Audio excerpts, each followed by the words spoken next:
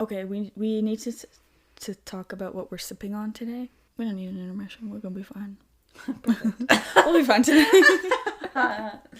I think, okay, we're sipping on the same thing today. I was gonna say, you gotta explain, because I don't know what we're actually sipping on. I'm sipping on what Sarah gave me to sip on. She said, do you want tea? I said, yes, please. Poison. Ooh. It's on the bottom of the cup. It actually says, you've been poisoned. You've been poisoned. I have been poisoned? I have a really cute mug that you will like.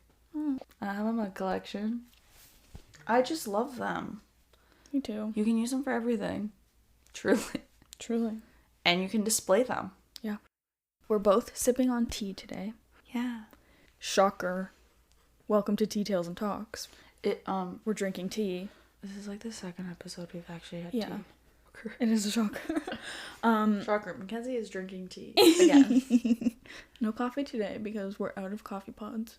Unfortunately. It's alright. We make do. We pivot. We pivot with what we got. Pivot. So, I think this tea, it's called Paris by Harney and Sons. Harney and Sons. And I don't know the flavor profile for this, but it's delicious. And it's a black tea. I really like those. They got a little bit of caffeine in them. Mackenzie likes that. Mm-hmm. Let us know what you guys are sipping on today. Let's get into today's episode. This one's gonna be a fun one. Okay. Welcome to Tea Tales and Talks, where we talk about spooky things, drink some tea, and try not to get too scared. I'm Sarah, I'll be your host. And I'm Mackenzie, I'll be your co-host. For these strange and occasionally unsettling tales. In this episode, we're diving into the mystical realm of psychics through history, and their major predictions that have come to fruition. So grab a clairvoyant cup and join us for this mystical episode. Alright, good afternoon, or evening, or morning, or middle of the day. Or middle of the night.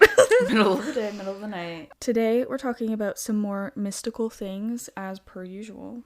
And we're covering the most widespread and well-known documented predictions in history and the people who predicted them. Mm-hmm. Psychics and seers have existed forever. I mean, we've mentioned it before, divination and connecting to spirit or spirits has been around as long as humans have been alive. Psychics and seers don't always use physical divination tools to connect or to receive messages. Many who are gifted with this ability were born able to connect and channel. It's something that kind of comes naturally to them. Mm-hmm. Psychics, as we know them today, usually work with case-by-case readings. Maybe the occasional download meant for the collective or their following, or at least those who will listen to them. Mm-hmm. But what if we told you there are psychics throughout history that have actually predicted things for all of humanity, and what if we told you a lot of those predictions have come true? Let's start at the beginning, shall we? So, I said seers have been a prevalent part of humanity for centuries and centuries. As far back as ancient Egypt, oracles played a significant part in life and religion. So, oracles were used not just by royals, but also by average citizens. Okay, so what is an oracle, and who could be an oracle? So actually, there is a difference between seers, psychics, and oracles, which we will get into. Psychics are those that can read energy to make inferred predictions into the future. Seers are actually people who interpret signs sent by God or the gods. But oracle is Latin for to speak. So an oracle, in simplest terms, is a person appointed as a mouthpiece for God, or in ancient times when polytheism was predominant, a person that the gods, plural, or whoever they were working with specifically, would speak through them. Mm-hmm. So, like, I think ancient Greece, even the Romans, right? They had multiple gods. The Greece. The Romans taught the Greek. Oh, yeah. Copy and paste. Change took a little over. bit. Once secular religion began to grow as the most dominant and widely practiced religion, oracles soon became less and less used. Mm-hmm. I read that in most secular religions, oracles really aren't a thing. However, almost all that I could find do believe in divine revelation or prophecy, just not particularly somebody which God would speak through. Although thinking about it, isn't that kind of the idea of some of the religions, that the priest or pastor or like the pope The prophets. Kind of, yeah, God is speaking through them, or they're speaking the word of God. Anyways, so actually the practice of being an oracle or seeking guidance from an oracle goes directly against Christian beliefs. Okay, now with a little bit of backstory, let's jump to ancient Greece. Yes, please. I love ancient Greece. It's one of my favorite time periods. Ancient time periods? Mine too. I love... Oh yes, you do too. You really know a lot. I love ancient Greece. I love the history. I love the mythology. I love the culture. I love...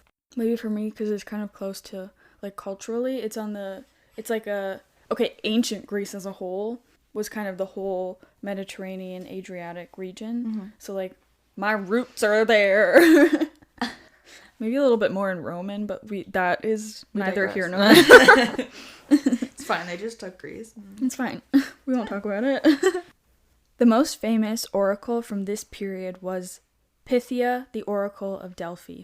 So I just recently came across this, and it kind of fit really beautifully into this episode, and I very soon got obsessed. Love it. Okay, so located on Mount Parnassus in central Greece, there sat a religious sanctuary called Delphi. Delphi was a temple of sorts dedicated to the god Apollo. The ancient Greeks believed... And who is Apollo? The god of war. And, like, bravery or something. I'm gonna have to double check this one. Music, poetry, arts, light, truth, prophecy, healing, and plagues. So he's not the god of war? That's crazy. Okay, guys. Maybe I'm getting him mixed up with Athena. I think she's the god of war. I think I am too. No, Ares is the god of war. The god of battle and courage. Okay, so Apollo is, like art, truth, prophecy, healing, and plagues. Okay, if he's the god of prophecy, divine distant, who sent or threatened from afar. If he is like the god of prophecy, it would make sense where I'm going with this. 100p. So, the ancient Greeks believed that this site was in the center of the world, and many, many people came from all over, not just to worship or pray to Apollo, but to receive prophecies from the oracle. The original name of Delphi, before it was taken over as the site of Apollo, it was called Python, which then led to the name Pythia for the priest or priestess of the temple. In most of the cases, it was a priestess. There's some history about the requirements for a Pythia, like being unwed and a virgin, and I saw somewhere that at some time, some man had come and tried to seduce one of the Pythia at that time, so they changed it to be a requirement that the Pythia has to be over the age of 50. And also a virgin and also unwed? Yes, so priestesses aren't even safe. Like, damn. You can be a priestess and you're not even safe from men. You just have to be like the least eligible woman ever to be one of these oracles. And then some things about the actual job, like the Pythia had to go between only the temple and home and not have any worldly knowledge. So basically the only purpose was to be an oracle. They were like, one thing only. Yes. There was also something about hallucinogenic steam that they would have in the temple to heighten their connection. It's kind of an interesting point. But who was the famous oracle of Delphi? The Pythia. Who was she? Who? Well, in short, she wasn't just one woman. There were many Pythias, and each had cryptic predictions for the future. There really isn't much information about these Pythias themselves, as at the time when Pythias were prevalent, people didn't believe written record would be necessary. Everything that needed to be known was through word of mouth.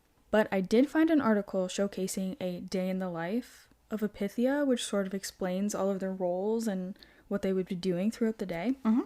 So the Pythia would have hundreds of people coming to her for prophecies and predictions, so it was important for her to be in the right headspace.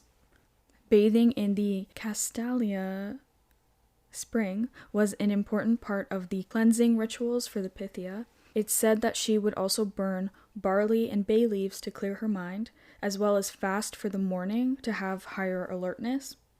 Kind of interesting. Very. She's like saging. Like, yeah. Really like doing a nice cleanse before any messages come through. Starting with a blank slate. Mm-hmm. Some of the predictions that really came true for the Pythia, disclaimer, these were from very, very long ago, so not necessarily relevant to today, but they did... What am I trying to say there? But they were general events that led to where we are. Yes. Okay, so the first one was the fate of King Croesus. Sure, Croesus. King Croesus, renowned for his immense wealth, consulted the oracle before launching a military campaign against Persia. He received the prophecy, quote, "If you cross the river, a great empire will be destroyed." Croesus interpreted this as a sign that he would defeat the Persians. However, the prophecy foretold the destruction of his own empire. After crossing the river and engaging in battle, Croesus was defeated and his kingdom fell to the Persian king Cyrus the Great. So, a lot of the predictions, I feel like that's kind of like a theme for that period of time, is things were like super cryptic. And it wasn't just literal words. Like, no offense, even in the Bible and stuff, like interpreting it, it's not like the exact literal There's so words. many different interpretations. Yes, and you kind of have to read between the lines in a lot of cases. So a lot of these predictions are like that. So for the Pythia, number 2 was wooden walls that saved Athens. So in 480 BCE, as the Persian Empire threatened Greece, the Athenians sought guidance from the oracle. The Pythia's response was, "The wooden walls will save you." The Athenians were initially puzzled by this cryptic message. It is kind of cryptic. The Themistocles, an Athenian general, interpreted wooden walls to mean that's a name, girl. Yeah, I don't really remember writing this. Themistocles, an Athenian general, interpreted wooden walls to mean their fleet of wooden ships. Acting on this interpretation, the Athenians focused on naval defense during the subsequent Battle of Salamis. That's not what that says, but... Salamis. It's spelled Salamis. Okay, well, the Greek navy achieved a victory over the Persians, fulfilling the oracle's prophecy. So that one's kind of weird. That one is super cryptic because wooden walls, that could mean anything, right? Yeah, that's weird. That's a weird one. Like a fence or something. Number 3 is the rise of Alexander the Great. So obviously, everybody has heard of Alexander the Great. Before embarking on his conquests, Alexander the Great visited the Oracle of Delphi. The Pythia reportedly declared him, quote, invincible, which obviously heightened his confidence and his sense of divine favor. So he really believed he was the chosen one. And this kind of affirmed that. This affirmation is believed to have played a role in his military successes and the establishment of one of the largest empires in history. This one is not exactly a prediction, but it did help in his journey to becoming Alexander the Great. Yeah. So that was just a little snippet of how oracles were used even in ancient history. Okay, now let's talk a little bit more about a well-known oracle of sorts, Nostradamus. So, have you heard of Nostradamus? Yeah. Okay. He's like a pretty famous, like... well-spoken. Yes. Yeah. I think people have at least heard his name before. So, Nostradamus was a French astrologer, apothecary, physician, and seer. He's best known for his book, Les Prophéties. Oh, oui. I'm sure everyone and their mother has at least heard of Nostradamus. And if you haven't, fear not, we will tell you everything. Buckle up, guys. We'll tell you it all. I'll give you a quick synopsis on his life. He was born in December 1503 in France. His real name is Michel de Nostradam. I don't know. In his earlier life, his first university had closed down due to the plague outbreak. Kind of like how COVID affected us. Crazy. I was literally just thinking, imagine going to school and then being like interrupted by the plague. And then I was like, wait. Wait, we we were in school and we were interrupted by COVID. Yes. Huh. Interesting. Interesting. I Parallel. get you, Nostradamus. I see you. We are Nostradamus. The second coming. After this, it was said that he had spent around 8 years in the French countryside learning about and researching herbal remedies before he would become an apothecary for another few years. He then entered into another university and studied for a doctorate in medicine. But he was apparently expelled because he was an apothecary previously, and he was slandering the doctors there. Now he's trying to be a doctor, and they're like, no. That's not gonna happen. He knew better. He was a little bit of a shit disturber, but apparently he knew a lot. Yeah. So years later, he had a wife and 2 children who unfortunately all passed away, most likely from the plague. And then, from then on, he would spend a long time traveling throughout France and helping as a physician for numerous plague outbreaks around the country. During this time, he remarried a rich widow and proceeded to have 6 children with her. Damn. I wrote, that's irrelevant, but like, what the fuck? Dude has 8 children. Anyways. Well, the 2... Oh, died. Well, okay, sorry. But still. Him. But still. It said that Michel de Nostradame... No, that's like so not French. I'm trying to make it Italian. Michel de Nostradame. Got it. Had traveled to / through Italy a few times. Now you're trying to make it Italian because he was in Italy. Yeah. But after one specific time there, he had become more fascinated with the occult. From here, he began writing and printing almanacs for the public, which was a trend at this time. So an almanac is sort of like a newsletter printed regularly once a year, giving information and forecasts like upcoming weather, like the best days for planting, tide tables, so when the tide was coming in and out, sunrise and sunset times, dates of eclipses, religious festivals, as well as a few little prophecies. So he would add his own little predictions for the year in these almanacs. I used to get the National Geographic Kids Almanac every Oh year my for my God. birthday. I love that. And when we would go camping, like my mom and my sister and I, we would sit around the campfire and we would go through it and like read it I love that so every much. year.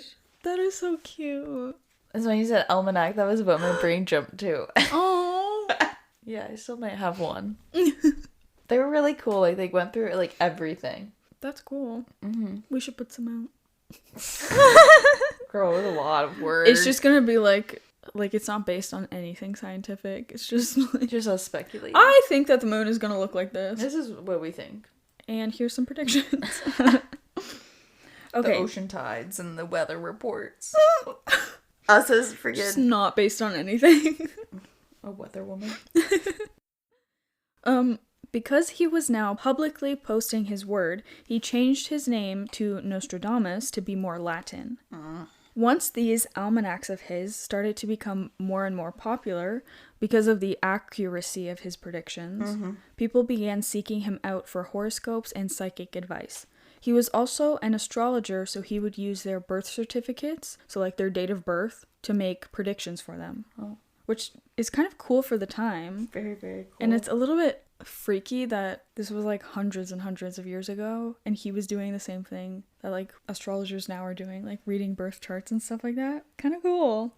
So he began writing his book of 1,000 quatrains, which would become known as his 1,000 undated predictions.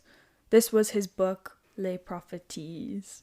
It was said that the French king Henry II, his wife, was Nostradamus's biggest fan, and often called upon him for these prophecies, and even made him do horoscopes for her children.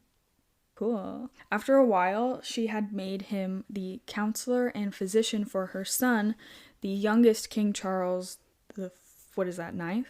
Yeah. Of France. Now, what exactly were these predictions that had so many believers then and in today's time? Although his predictions seemed to be about general events and they were not specifically dated, here are some of the predictions that many believe have come true. Dun dun dun. So first is the death of King Henry II in 1559. Nostradamus is said to have predicted the death of King Henry II of France in a jousting accident. One quatrain, this is in his book, describes a young lion defeating an older one, piercing his eyes in a golden cage, leading to a cruel death, a scenario that parallels the king's fatal injury during a joust. That's kind of cool. I love that these are all like just like kind of vague. I know. Predictions, and that it's just people interpreting in them, because that could mean so many things. 100% it could. But it's kind of interesting that it's like maybe it could apply to a bunch of things. Mm-hmm. Number 2 is the Great Fire of London in 1666. A quatrain attributed to Nostradamus mentions the, quote, "The blood of the just will commit a fault at London, burnt through lightning of 23's the 6th." Huh? Okay, so some people interpret this as a reference to the Great Fire of London in 1666. The phrase 23's the 6th is believed to symbolize the year 1666. 23 is the 6th. I can't do math, so like, does that make sense? 23, so that's 60. Because 3 20s Is 60. is 60, 3 is the 6th. I don't know. But that one's kind of interesting, and about the somebody at fault at London burnt through lightning, and then kind of a date for that. I believe that one the most. Okay, 3 is the rise of Adolf Hitler. Nostradamus wrote about a young child born of poor people who would by his tongue seduce a great troop, with fame spreading towards the realm of the East. Quote. So this is interpreted by some as a reference to Hitler. You don't believe that one over the other one? No, I believe the London one. You believe the fire one more than that one? Because that one's like... No, this one's pretty good. This one's pretty true, I mean. Not good. Good. Quite the opposite, but maybe true. Quite bad, but accurate. This one is interpreted by some as a reference to Hitler, who rose from humble beginnings and used his speaking skills to gain power, with Germany's alliances extending towards Eastern countries. Which, okay, maybe that one is pretty true. Yeah. Yeah, it is. Okay, number 4, the atomic bombings of Hiroshima and Nagasaki in 1945. So one of his quatrains describes, "Near the gates and within 2 cities there will be scourges the like of which was never seen, famine within plague, people put out by steel," which some people interpret as a reference to the atomic bombings of Hiroshima and Nagasaki. The phrase "people put out by steel" is believed to symbolize the devastation caused by the atomic bombs. It could also be like gunfire. And... That, yeah, interesting. At a time when that, like, right, like the 1500s, that wasn't really a thing.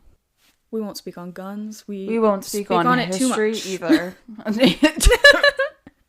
We get ourselves in trouble. Yeah. Number 5, the assassination of John F. Kennedy. Crazy. In 1963. So a quatrain mentions, "The great man will be struck down in the day by a thunderbolt," which some interpret as the assassination of JFK, who was shot during daylight, I guess. Another line, "Another falls at nighttime," is believed to refer to the assassination of his brother, Robert F. Kennedy, who was killed at night 5 years later. That one is a little bit more vague. Stretch. But Kind of still interesting. But interesting, like the procession? No. Progression? Not concession. Consistency? Concessions. Like one after the other. Chronological? Maybe. But they said somebody's gonna get killed by a thunderbolt, which is like a flash, I guess. Boom. And then in the same thing, another falls at nighttime. So they're like connected to each other. Anyways, that's kind of interesting. Nostradamus, maybe he was onto something. Maybe he was. Okay, our next mystic seer is Edgar Cayce.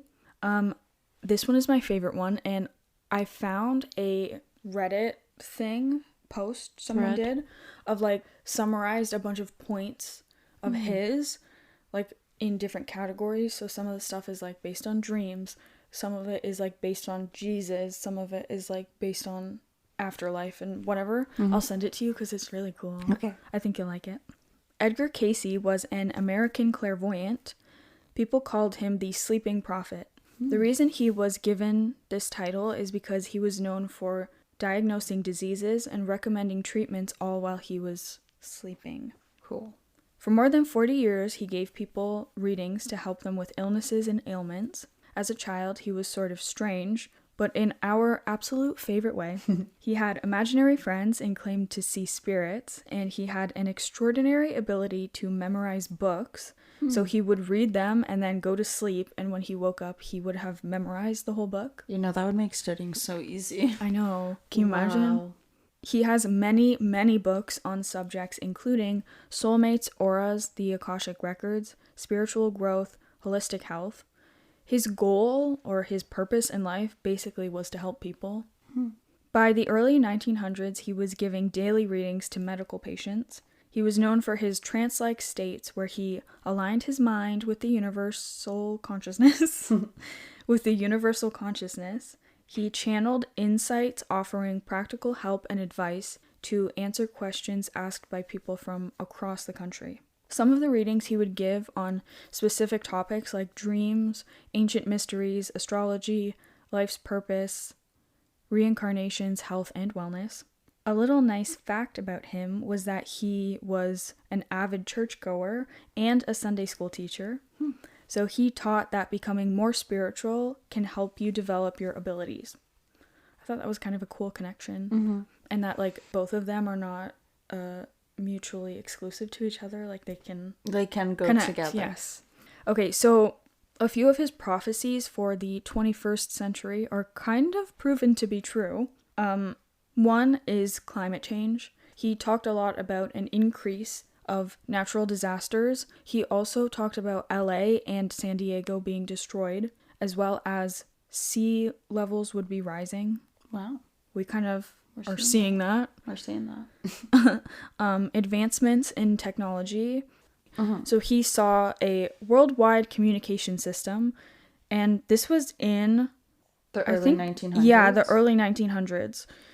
So he also spoke of breakthroughs in the medical field, but like overall, like communication all over the world. I feel like that's just a really good prediction to make because everything is just ever evolving. Yeah. And as you go through life, you just see stuff like, I feel like now rapidly changing and like people are pushing the boundaries. People are trying stuff. Yeah. Questioning the norm. All of that stuff. Exactly. So last one, he spoke of something also kind of cryptic. Shocker. But let us know what you think this means. He said, quote, "When man reaches the golden age, the veils will be dropped and people of earth will meet the people of the universe." That one's kind of cool. I think he might be talking about ascension, like when everybody like rises above. I don't know. I love you. Oh gosh. So he had some pretty crazy predictions. Some were pretty accurate and others were more general, but very interesting nonetheless. I like his approach of pairing the metaphysical with spirituality in terms of connection with God. Me too. Girl. And he has a lot of words about oneness, which I think is really cool, like as a collective, humanity, and not dividing people. I think I will link this Reddit post that I found in our description because it's really cool and it kind of breaks down a lot of the stuff that he was talking about and some of the stuff that was in his books. Now, moving a little closer to our current time, let's talk about the Bulgarian mystic and healer Baba Vanga. She was born in North Macedonia, which is part of the Balkans, if you care to know. Vangelia Pandava Dimitrova, Baba Vanga, was a blind clairvoyant that became popular for telling the future. Also, Baba means like grandma or old lady. Babushka. So she's a little Baba. Local people sought her out for advice on various matters, including health, relationships, and even national and global events. She was often visited by high-ranking officials, including politicians and diplomats.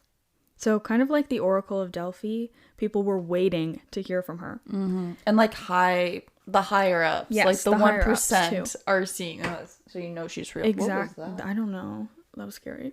Well, it's not. Okay, the house is settling.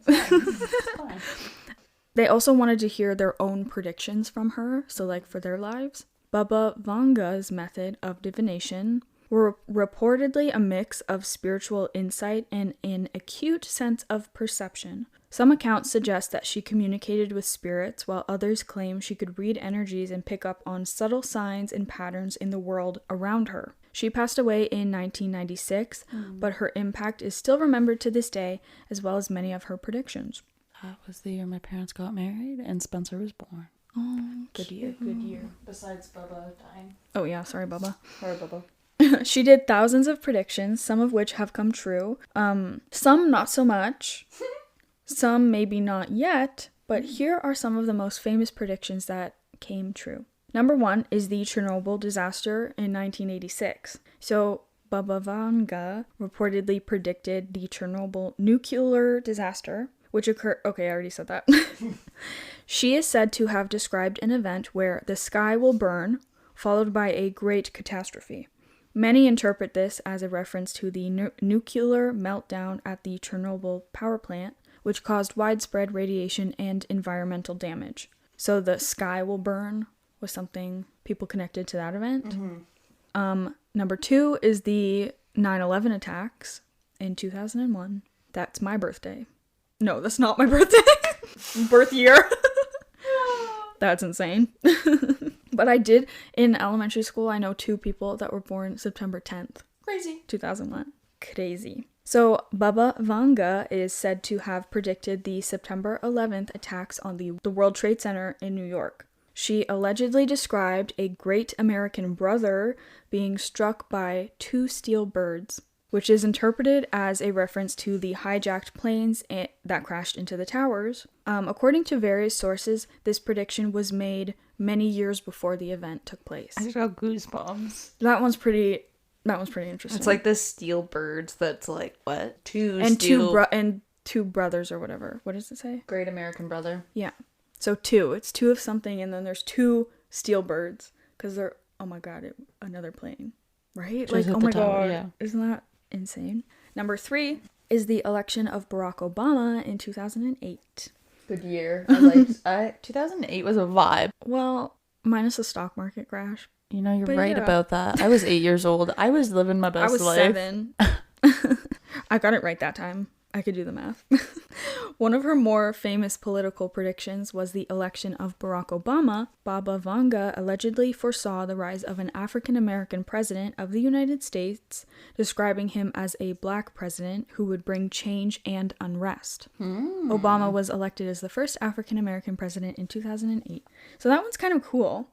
I think that it's interesting to note that she was physically blind, but she had an almost mystical ability to see everything that was happening or going to happen in the world, like seeing without your eyes. I was gonna say like a proper like third eye, but yeah. Like her eyes were blind, but her other eye was open. Damn. Our next seer is Sylvia Browne. Sylvia was a psychic medium popular from the 70s all the way up to the early 2000s. She's well known for her readings, books, and endless appearances in television, radio, and other media, but she also worked on a number of crime cases as a psychic consultant. She worked on more than 30 cases. That's pretty cool. That is really cool.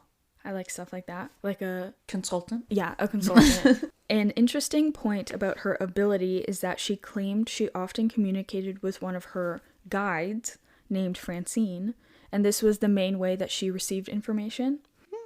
Which is kind of cool because I know a lot of psychics, it's kind of like maybe like a general source of knowledge that they're getting. You're just open to whoever. But some, like, I guess if you're not using like a divination tool, or like if it's not just the general source, you could be communicating with like a past loved one or like your guides, and it's almost like they're filtering the information for you. It's easier for you to connect with those than with like the endless, like general universal, yeah, that are out there. Yeah, all the different dimensions and frequencies and portals and yeah.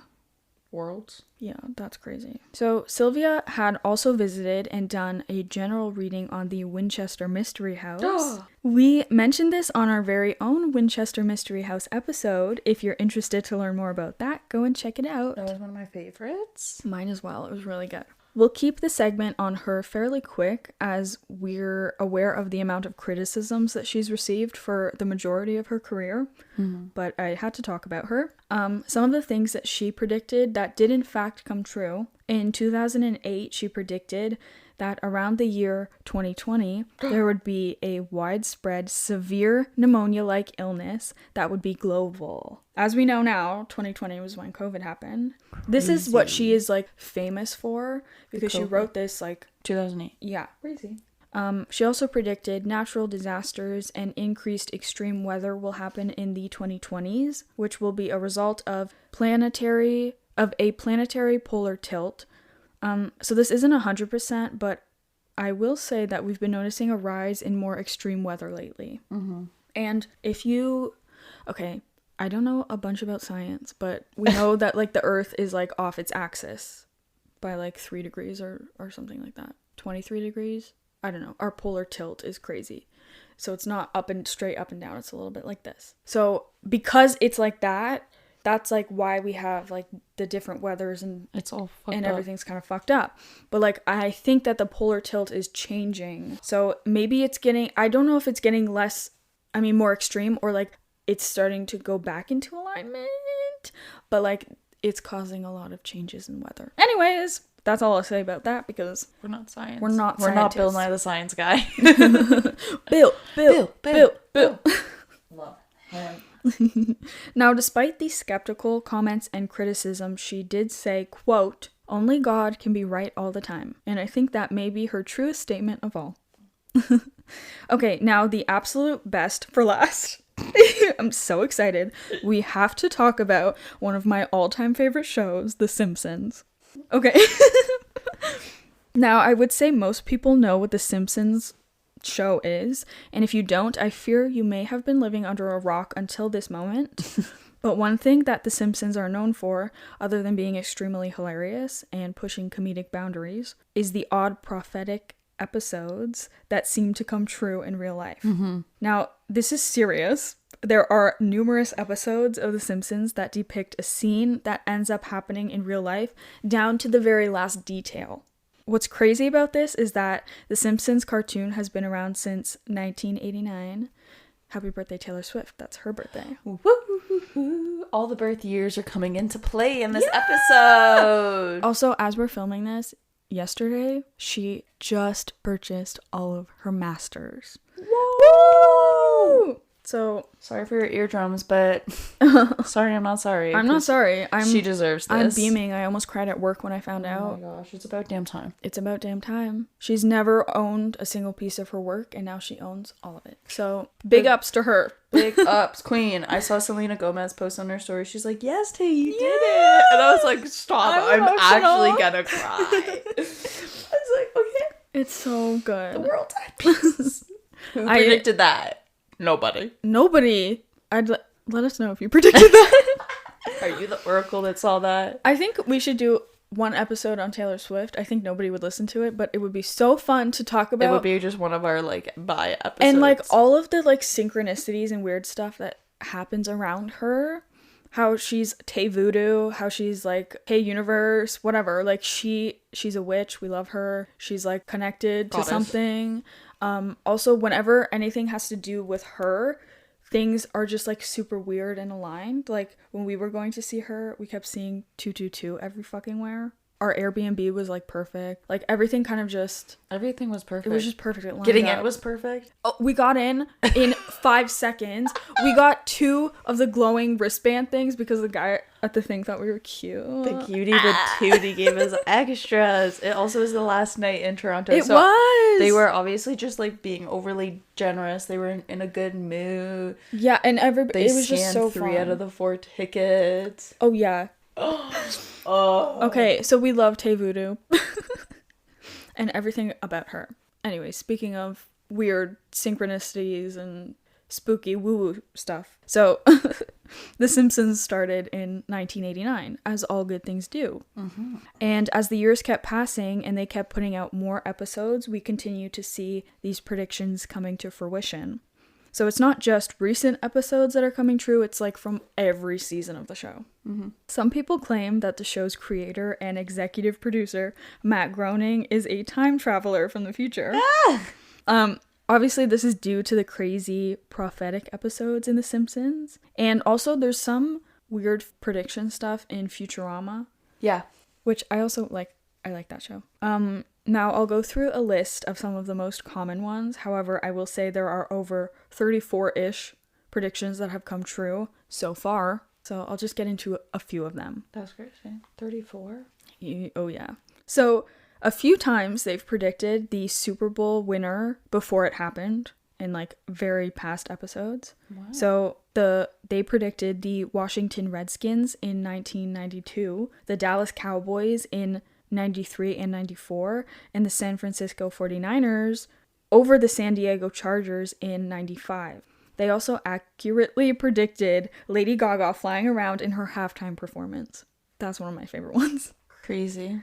In season 17, episode 10, there was a submarine situation with Homer and his alleged father, which ended up being eerily similar to the Ocean Gate situation with the submarine that sadly imploded looking for the Titanic.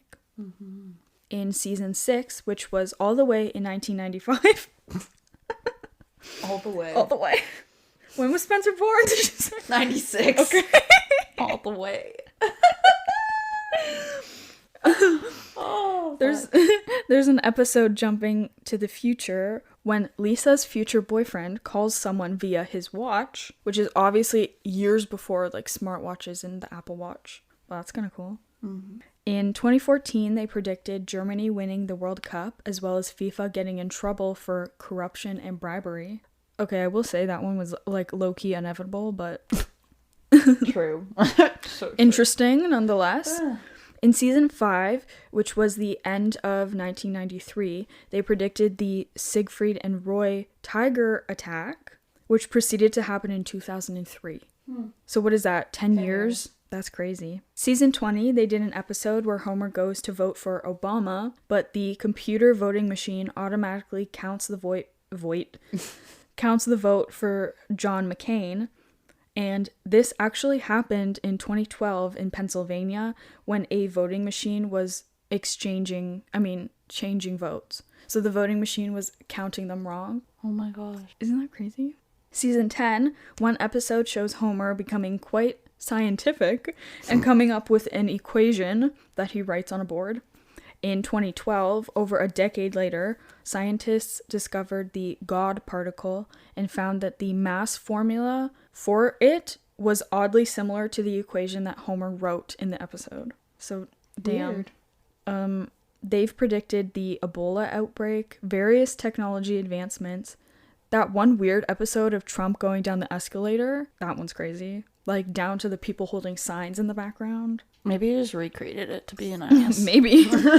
He likes The Simpsons too. He also likes to be center of attention, so shocker. Government scandals, the COVID outbreak, Kamala Harris's purple pantsuit also, and so many more little things. The Simpsons are still currently running and pumping out episodes regularly, so who knows what else they're gonna predict. Or what past episodes will be revealed to be true as time progresses. That's a pretty crazy lineup of predictions for people and the world in general, all throughout history up to our current time. Now, I have something to say. I think I mentioned it in the tarot or tea reading episode. I do believe in psychics and seers and mediums and people who can tap into a higher power and make inferences on what may happen in the future. But the future is not set in stone, it's ever changing. Now, while I do believe a lot of these predictions are probably true, I also believe that these seers can pick up on general energies like a catastrophic event happening, but not entirely specific or detailed as to what will actually happen. We mentioned seers are people who read the signs of the universe, and I think it takes special people to be able to read into energies and trends and cycles in humanity as a whole. I wonder what predictions are currently being made for the next, like, 10, 20, 50 years in the future. Maybe our children will be talking about some of those predictions 50 years from now. Terrifying. That's crazy. Okay. Let's end with our own predictions for 2026 and the future. Okay, first we need to do the baby one. Baby gender. What do you think? Okay, let me tap in. I really think it's gonna be a boy. So do I. That was the first thing that came to my brain. I think it's gonna be a boy. I would love for it to be a girl, but I think it's gonna be a boy. And I'll let you know today or tomorrow when we find out. I agree. Oh my god. I'm so excited. So excited. Okay. I don't know. Could you wait? Could you wait the whole pregnancy to find out, or would you have to do a gender reveal? Do you know what? I think that I think I could wait, but I would be like in my head like, no, I know what it is. Right? Right? Like my parents waited for both so did of mine. us. I also say it to Monica too. I said that thing is you literally are. It's feeding off of you. You're actually the umbilical cord is draining all of your nutrients and all of the good stuff from you into the baby. That is true. You just have to deal with shit for 40 weeks. 40 weeks. Well, crazy. I guess we'll see. I can't wait. Babies. Okay. I lost it. Okay. I'll give you my predictions. And I'll give you mine. Slay. Okay. My first one is I think that Canada, the UK, New Zealand, and Australia is called the Kanzuk. I've read that as Kanzuk. Kanzuk. I don't know. Canada, New Zealand, Australia, and UK. It's like a proposed alliance. I think that it's actually going to happen maybe within the next 5 years or so. So that like people, kind of like the EU, like people Working and travel. can work and travel and live in like all of those places without having to like get citizenship or apply for like big visas. Visas, yeah. That would be amazing. That'd be so fun. I would love to go. I would love that. To all those places. All Even that. Explore Canada more. Yeah. Don't really need to change my No, I think you're good. Can I tell you something? You can do that. Oh, shit. Now. Wow, that's crazy, girl. That's crazy. Let's go. Oh. I got too excited. I said, let's travel the world. She said, I can't. She can't handle it. I think something crazy is gonna happen in Canada or the States in 2026 because of FIFA. Like, you think a big riot or something's gonna break out? I do. I really do. Someone's gonna burn down the CN Tower. Or we're gonna burn down the White House. Who knows? We can't put that out. You cannot. We're gonna get blacklisted. I'm referring to when the British / Canadians burned down the White House the first time, implying that there will be a second time. I'm just kidding, guys. But I do think something will happen during FIFA. People are very enthusiastic when it comes to sports and then their countries. Football. I prophesize that our podcast will make a big bang in 2026. Yes. And we're going to get 5,000 followers on Instagram and 100,000 streams on the pod. That would be absolutely... That's very ambitious, I know. Crazy. But I put a little heart next to it, so... We're going to make it happen. We're going to make it happen. You guys are going to make it happen. Yeah. And we love you for that already. I also wrote, I think I'm going to meet my soulmate by the end of 2026 or the beginning of 2027. LMAO. Whoop, whoop. We're gonna make it happen. We're gonna make it happen. Okay, give me yours. Mine. I think Spencer and I will begin to plan our wedding.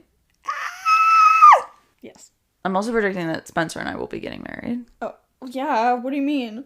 I'm just assuming. I will be planning my wedding, but then I didn't like. I'm predicting that Spencer and I will be getting married, and then we will be planning. Oh yeah, that you're gonna be planning your wedding with together. him. Yes. Yeah. Okay, got it. And hopefully at least engaged by 2026. Oh, we'll see what happens. I'll manifest that for you. Okay, my next prediction is that another early 2000 trend will come back in style, especially for 2026. Like, it will be like an iconic. I agree. Look that we would be like, that's early 2000. So like either layering, like the very specific layering with like the tank tops and like stretching them like past your head. The big waistbands are already coming back. Oh, yeah. So I see it. We're gonna start wearing jeans underneath our skirts again. Exactly. Like that layering, that weird layering is gonna come back. Or it'll be like kind of like the big bulky jewelry. Is that what I said? Yeah. Bulky jewelry. The like the over the top chains on chains. That's a good one. I also predict that Canada will win at least 50 medals in the Winter Olympics. Hopefully at least a gold in hockey. Come on, boys. Come on, girls. Our women should win. Our women's sports teams are very good. Freaking incredible. Our women's are very good. Our women, Canadian women, very good. And then my last prediction is that hopefully in 2026 I will be buying a house. And meaning I will be having a puppy. Yay! Either a Frenchie or a golden retriever. Two very, very, very different dogs. Very different, but love them both. But love their energy and love both of them. I love that. I'm adding another prediction for us. Okay. For 2026. We're going to Europe. Oh. Okay. Even for actually, it's not. We gotta go for 2 weeks. I can't just go for. We can go for 10 days. Okay. Let us know if you believe in psychics and any of these predictions, or if you have any of your own weird psychic moments or predictions that have mysteriously come true. You can send your stories to us at teatalestalks@gmail.com. And be sure to follow us on Instagram, teatalestalks, to keep up to date with everything we're doing and all of our upcoming kind of spooky episodes. And until next time, our twitchy witchy friends, stay spooky and don't let your tea get cold.